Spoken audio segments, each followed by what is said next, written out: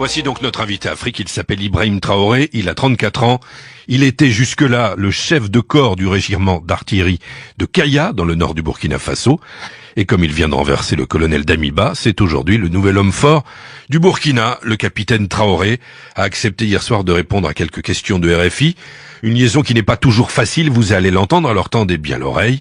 Le nouveau maître du Burkina affirme qu'il n'est là que pour expédier les affaires courantes et qu'il n'a pas l'intention de présider la future transition. Il répond à Christophe Boisbouvier.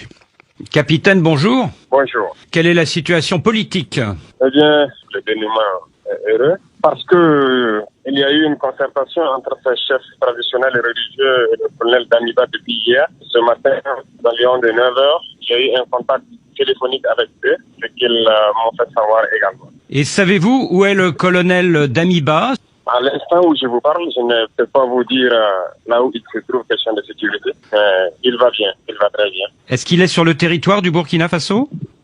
Peut-être que vous avez d'autres informations à me donner. Je vous pose la question parce que plusieurs sources disent qu'il est au Togo. Probable. Je n'ai pas d'informations sur une extradition ou un autre événement de ce genre. Mais c'est probable. Comme vous avez une source qui vous le dit, donc c'est probable. Est-ce que vous lui avez parlé ces derniers jours? Ah oui, même ce matin, je l'ai parlé. Et alors? Il n'y a pas de problème entre le colonel Damiba et moi. C'est pas un problème personnel, donc on a communiqué même ce matin.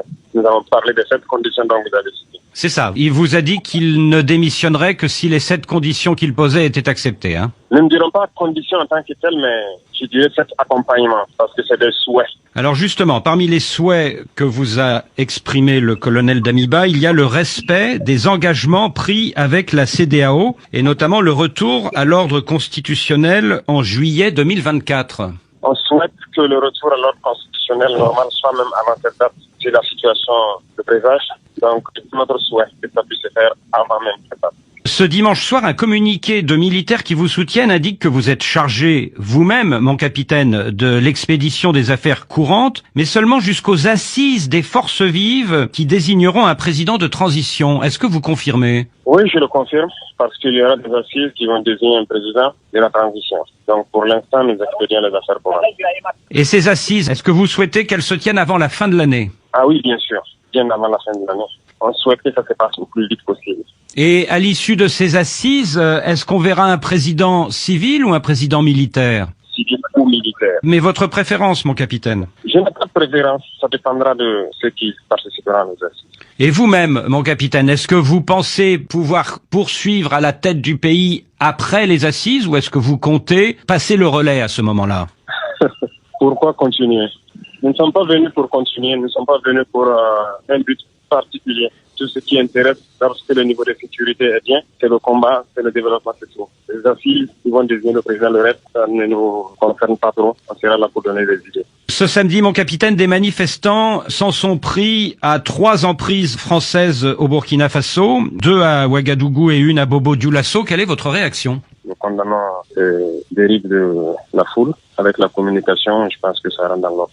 Et quel appel lancez-vous aujourd'hui à ces manifestants? D'être patriotes, des manifestants pacifiques, patriotes et de ne pas se livrer des actes de vandalisme. Pourquoi attaquer, pourquoi détruire? Nous passons des messages, nous communiquons pour que les gens ne s'attaquent pas, qu'ils ne vandalisent pas. Pour que les gens ne s'attaquent pas et qu'ils ne vandalisent pas.